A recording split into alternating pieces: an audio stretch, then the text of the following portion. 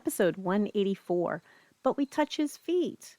We touch his feet just like the trainer and the groomer and the veterinarian said. Why is this dog still having a problem?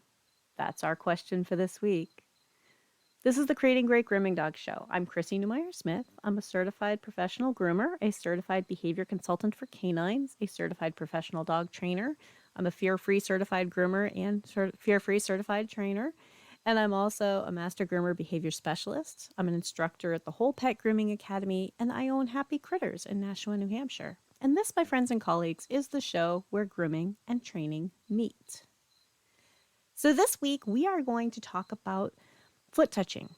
I think that it's really common advice. Most pet owners have heard this. We want to prevent problems. We want your dog to feel comfortable with having their feet done and their nails done by massaging their feet often. And a lot of our owners do that. A lot of our owners are really great about, massaging that dog's feet pretty often and getting that done. Now, here's the problem. We still have problems with our dogs and their feet. And why is that? Well, I mean, if you're thinking about it, but I massage his feet. And a lot of our owners have been doing it and doing a great job. But why do we still see problems? Now, there are a couple of reasons. And the one I want to start off with is foot touching is not like nail trimming. Oh, I know. Everyone just went, but we touch his feet. But for many dogs, that's enough. Okay, it's not a bad idea to touch their feet, just that for so many dogs, that's not enough. For a lot of our dogs, they're like, yeah, cool, okay, someone touches my feet, and I don't mind when it turns into touching them with tools or trimming nails. So let's talk a little bit more about why that doesn't translate. So touching feet is an important part of doing a nail trim, but when an owner is massaging a dog's feet, let's talk about just that foot massage thing that most of our owners do. And if you're an owner, you have probably done this. You've got your dog on the sofa and you're gently rubbing a foot and just kind of relaxing. And your dog doesn't have to really do anything. They're probably laying on the couch and you're just like massaging their foot. And that is nothing like holding an individual toe, holding an individual toenail, and then moving a tool and actually trimming or grinding. Think about some of the tools that we have. So let's talk about some of those. We have touching the paw in a different way than many people do a foot massage. Foot massages tend to be kind of haphazard and like snuggly wuggly. And that's a great place to start. Okay, every dog should start there. If they can't handle that, they're not going to be able to handle other types of touching. Just that the problem is that it doesn't go far enough. It doesn't translate well to all the other things that we need them to be doing.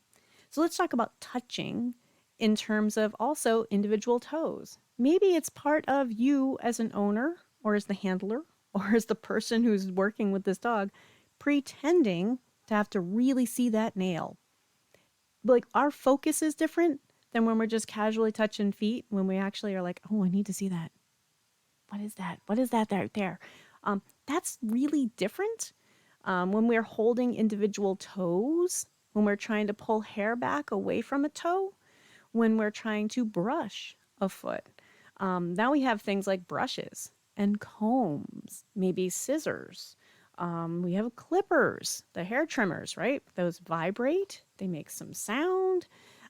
We have a variety of different types of tools that we might touch feet with, and that's more than just a massage. It doesn't really say the same thing as a massage, as a foot massage. So let's also talk about the sprayer in the tub. It sounds weird and it feels funny. It's not like a foot massage. So the foot massages are a good start. All right. I fully believe that. Awesome. Go forth and massage your dog's feet. Just know that it doesn't necessarily prepare your dog for the other types of foot touching that are essential to grooming and veterinary care and other types of care. Even if you have a dog that does not really require any real trimming, every single dog out there has some sort of nail care needs. And maybe your dog wears their nails down really well on their own. they probably will not wear their nails down very well on their own for their entire life. So it's a good idea for us now to just go ahead and teach that dog to be comfortable with nail trimming and going through the motions and feeling what that feels like. So, like I said, we have a number of tools, and some of them make noise, and some of them are vibration. Some of them need to be positioned in a way that this dog may not be used to.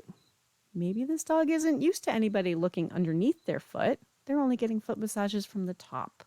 Maybe the dog is having trouble standing while we touch feet. Like balancing on three legs while somebody's doing something to one foot is not laying on the couch getting his foot massage.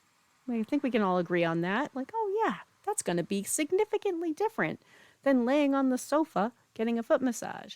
To have to stand up while somebody lifts a foot, and now you're balancing on three legs, and then they did it to every single foot.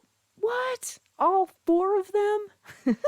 Usually, I find a lot of dogs start getting impatient at about the third foot. They're like, are you serious? Are you going to do this to every single one? Because we haven't really necessarily prepared them for the kind of things that we're going to realistically need to do. Now, let's also talk about the fact that we're doing foot touching and we're not at home. Now we have a new place. We have a new place. Maybe it's a new situation. Maybe it's a new person. Think about how many dogs aren't necessarily great with strangers, aren't necessarily good at being away from the house. Now we have a dog who is having their feet touched, maybe on a table. Now they're standing on a table. Well, that's nothing like laying on the sofa getting a foot massage. They're standing on a table and someone's touching their feet. They feel like they have to balance. They're balancing on three legs, and someone's doing something weird to their foot. Laying on the sofa getting a foot massage has not really prepared them for that experience. Perhaps it's being in the tub, and now they're in a tub and someone wants to pick up their foot and they're leaning over them. Have you ever really thought about what our body language is when a dog is in a tub?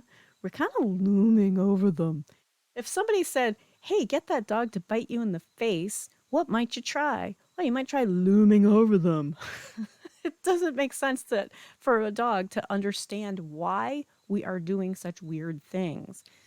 It's definitely different than laying on the sofa and getting your foot massaged. And that's why I think that we need to help our owners understand that some dogs may think that's enough. And that's great. Okay, I will tell you in my own personal home right now, Brock, one of my guys, is like a touch me anywhere kind of guy. Never had a problem with any of it. Sure, you can touch me. You can touch me anywhere you want. I'm totally fine with all of it.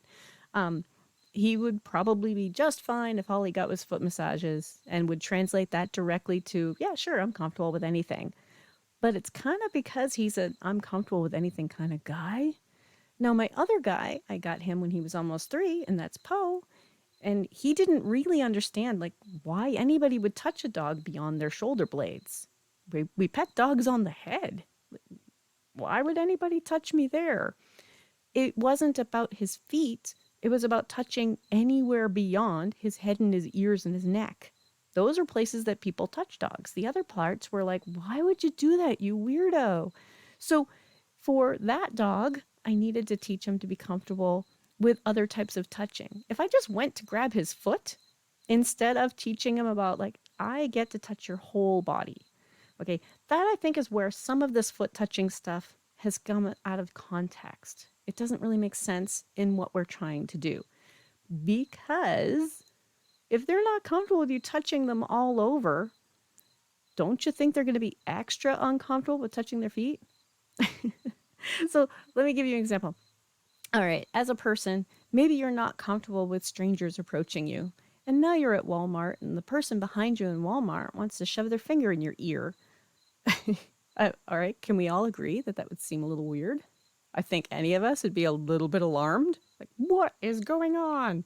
You know, like these dogs don't understand the kind of things that we're trying to do to them. And if they don't understand, we need to help them understand that this is safe, how to be calm, comfortable, and cooperative, and that there are a couple of people in their life that need to do this type of stuff.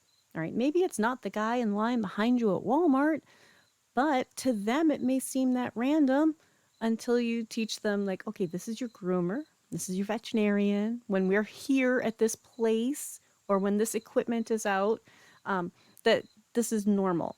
It's safe. You're fine. Versus, I'm going to massage your feet on the sofa, which isn't the same. It's not the same. Again, we're going back to the example of the person in Walmart, in line behind you in Walmart, who just like tries to put a finger in your ear. What if that was something medically necessary? You would need a little bit of time for someone to help you figure that out. Otherwise, I don't know about you. I'm gonna straight up admit I'd probably be aggressive, right? Like, dude, get your finger out of my ear. So we need to think about these dogs and why massaging their feet is very different than the kind of things we normally do. And we'll talk about more of that in the next part. If you're enjoying the show, please share this show with somebody else who might enjoy this show. So, what other reasons might a dog have an issue with their feet? What if they've had their foot massages? You know, they're on the couch and they're getting their foot massaged by their owners, and yet they're still having problems. Well, here is something else for us to consider. Let's ask our owners, when you are massaging feet, what does that look like? How does your dog respond to it? And the reason why I'm specifically pointing this out is because there are a lot of owners who are like, well, we got to teach them to be good, and are kind of traumatizing their dogs and forcing this foot issue instead of helping them be comfortable with it. There's still this old mindset that happens where we start thinking that we have to show the dog who's boss and that this dog must learn to do it and he must learn it now. And and we can be really weird about that. I say we because I've been there too, right? Show of hands. Who here has fell for that stuff and said, well, I got to get it done? A lot of our owners take our advice and are really strong arming their dog, like holding them down and, no, you be good. I'm going to touch your feet. You be good. I've got to touch your feet. It's what the trainer said I needed to do this week. And not necessarily understanding that our purpose for touching feet, our purpose is for the dog to feel like that is safe and normal and calm, comfortable, and cooperative. Now, keep in mind, if you're new to the show, we talk about calm, comfortable, and cooperative a lot. Calm is when the dog is relaxed about it. Comfortable, it can be that they're physically comfortable. If they have a foot problem, then we need to be really gentle or maybe adapt to make them more comfortable or as comfortable as we can help them be. And cooperative takes two. Cooperative is different than obedient. Cooperative takes two. It takes two of us to be cooperative. I'm willing to give a little and take a little to help us work together. So if an owner is trying to force it instead of, hey, we need you to be comfortable with it, it's really common for owners to not understand that distinction. So we need to help them understand that this is really important for your dog to be able to feel like this is safe with them at home before we start adding tools, before we start adding strangers, before we start adding doing it on a table or doing it in a tub or even doing it standing up. But those are some things that owners need to help with. All right. If you are at home and you cannot touch your dog's shoulder, they are probably not going to be good for a groomer for nail trimming. Right? I mean, think about it. If you looked at a dog whose owner can't touch him and you're a dog groomer, are you thinking, oh, he's probably great for nails? No, you're not. Yet, that dog's groomer might not know that this dog is having those problems with that owner. They might not know. So sometimes we have to talk to our owners and really find out what is going on. How does this look at home? If you try to wipe his feet off when he comes in muddy, how does your dog respond to that? Now, I'm going to circle back here to something that we've talked about in previous episodes, but I'm only going to cover it really quickly. But there's a way to ask owners to really help assess what we can expect from this dog. And it also helps owners understand what they need to know about what we can expect from this dog. Now, I'll ask an owner, what does your dog do if he doesn't like something? What does he do? Owners know. Yeah? Does he try to run away? Does he growl? Does he air snap? Does he try to, sink his teeth into a body part? Do you honestly have a dog who seems to like everything? And some of our dogs are just so happy-go-lucky, that could be the case. But let's ask them, what does your dog do if he doesn't like something? That's question number 1 of my 4 questions. Question number 2, what does your dog do if he doesn't like something you're doing to him? Oh, that's a different one, isn't it? Oh, something I'm doing to him. You might need to give them examples.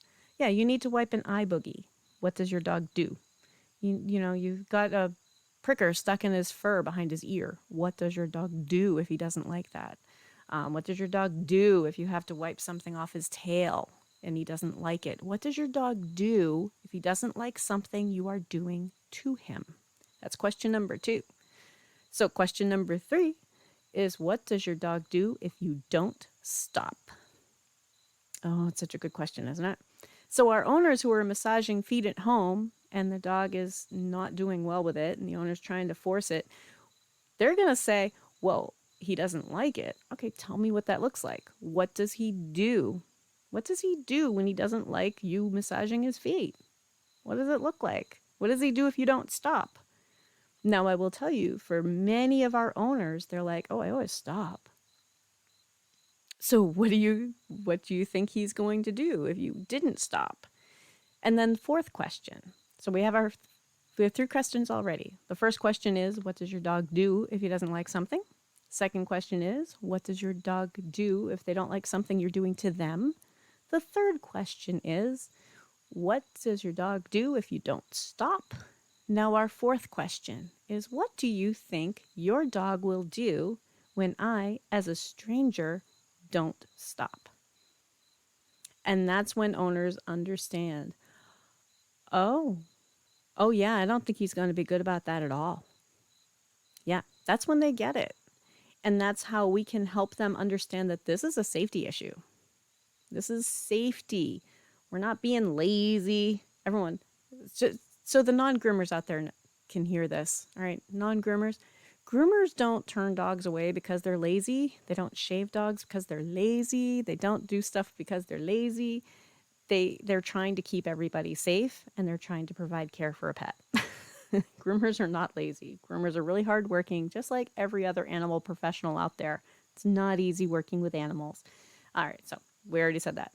Now, like I said, if your dog won't handle you at home, continuing when you're doing something they don't like, what do you think they will do when I, as a stranger, do not stop? Because that's what owners think they're paying for. All right, if you're an owner and you're listening to this, you're probably thinking, well, yeah, he hates having his nails done. That's why I bring him to a professional. Of course he's going to bite you. No, there's no, of course he's going to bite you. That's not what we do. My hairdresser does not have to worry about me trying to punch her in the face. That's not what groomers do. We're pet stylists. And it's not a medical emergency. Your veterinarian doesn't need to deal with that either. That should only be an animal who is injured and panicking. A medical emergency kind of situation. That is not okay. So, circling back to massaging feet. If an owner is massaging feet with the knowledge that this is about helping your dog feel safe, feel calm, comfortable, and cooperative, and that we're going to build on that it's not going to directly relate to being on a grooming table with a stranger and a tool, but that an owner can build on that. So massaging feet is a good thing to do if we're making sure that the animal feels safe, we're making sure that they're calm, comfortable, and cooperative, and also if we understand that for some animals we're going to need to do more work than just massage feet. I know nobody wants to hear it, but some dogs are not going to be able to just take that and go, oh, I guess I can also be touched with grinders and trimmers and clippers and brushes and combs and do it all while I'm standing. Foot massaging it isn't necessarily the advice that everybody needs. It's a good start, but we need to think about it more thoroughly because seriously, there's just a point where I think we've all seen dogs who have problems despite a large amount of foot massages on the sofa, which is really teaching them to be good for foot massages on the sofa. If you want to know more, you can go to creatinggreatgroomingdogs.com. There's all the back episodes. And I do want to thank everybody. I know I took a break from the podcast for a little while. I got really overwhelmed with a number of things going on in my life. And thank you all for reaching out. I'm back. I took a vacation, all the things to reset my batteries. Thank you so much for hanging out and listening to my podcast every week and reaching out and saying you wanted more of it. But the show is back, so yay!